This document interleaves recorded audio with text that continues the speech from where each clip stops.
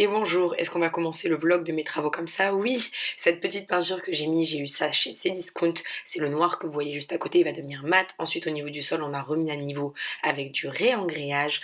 Vous verrez le résultat après. J'ai aussi récupéré une petite planche de bois que j'avais une chute et je suis venue avec une scie et une scie circulaire former un petit rond, vous savez, en fait, juste pour que ça rentre pile sous le chauffe-eau.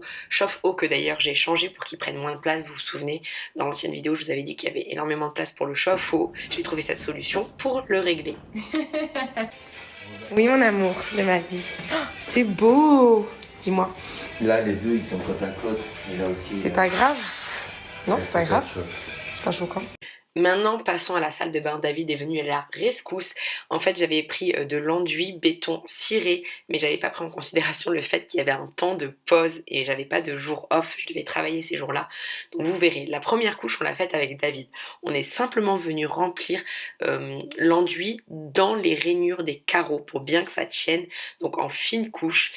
Honnêtement, j'ai trouvé que l'application, elle était assez simple. C'est un très bon produit. Je vous mettrai la référence d'ailleurs directement en description. Il y a plusieurs coloris, des traits bruts, très foncé à du top en passant comme ça par le côté béton ciré. Ensuite on a laissé mon beau-père finir les autres couches, on a dû juste venir poncer une fois entre les couches, c'était vraiment une question de temps mais sinon l'application était assez simple.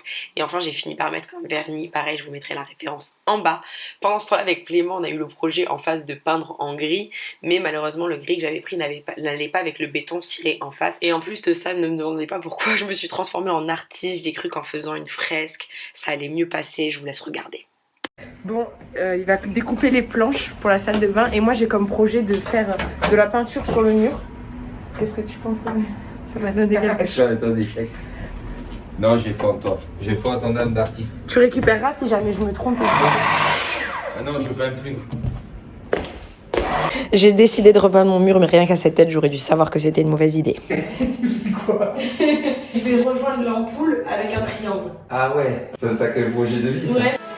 Et là c'est assez magique parce que à gauche vous me voyez réparer la bêtise que j'ai fait la veille à droite. Par contre je vous mettrai la référence du pot de peinture parce qu'il est hyper couvrant, il m'a suffi même pas de 2 couches et ça a tout couvert. C'est un échec. J'ai envie de pleurer. T'es méchant, tu m'as laissé faire ça. Mais du coup c'est là qu'une brillante idée m'est née. Il me restait des restes du béton ciré en fait de la paroi de douche d'en face et je les ai mis comme ça, j'ai gratté un peu sur mon crépi parce qu'en plus j'avais du crépi dans la salle de bain et là je me suis dit mais pourquoi ne pas le faire en béton ciré en fait de la même couleur qu'en face. Donc j'ai fait des tests et honnêtement ça faisait trop joli. D'ailleurs ça c'est le résultat fini avec le petit enduit que j'ai mis qui fait un petit effet brillant.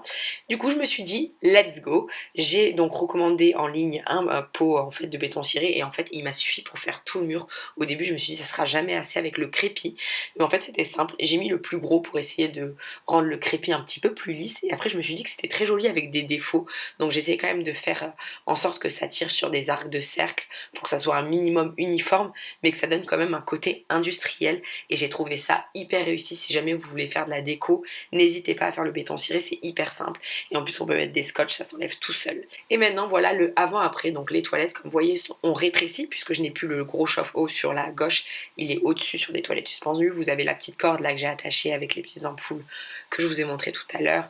Et la salle de bain pareil, on a mis des accessoires, on a mis du béton ciré pour enlever le vieux carrelage, j'ai mis des petites étagères, juste un petit tapis de bain. La paroi et la colonne d'eau douche sont magnifiques, ils viennent de chez Cdiscount. Et pareil pour le lavabo. Le lavabo s'il vous plaît là comme ça en pierre, il est trop magnifique, ça donne du cachet. J'ai enlevé la double vasque parce que moi je préfère mettre mes affaires, mais vous pouvez garder la double vasque si vous voulez. En tout cas voilà, je trouve que ça rajeunit bien une salle de bain, ça permet vraiment d'avoir un endroit plus cosy, plus joli et surtout à bas prix. Je mettrai de toute façon toutes les références en bas et si jamais le lien n'existe plus, je vous mettrai les mots-clés pour rechercher les produits. Cette petite suspension, je l'aime trop. En tout cas j'espère que vous avez passé un agréable moment. C'est des petits tutos un petit peu rapides, d'ailleurs j'ai pas monétisé les vidéos, comme ça si vous voulez aller voir vite fait pour vous aider dans vos tutos travaux, ça sera accessible. Je sais que c'est pas des contenus qui vont plaire à tout le monde parce que tout le monde n'est pas forcément dans les travaux, mais voilà, j'avais envie de vous vlogger un peu tout ce que j'avais fait. Je vous fais des gros bisous et à demain pour la suite et à la semaine prochaine pour des contenus plus fun et moins basés sur les travaux.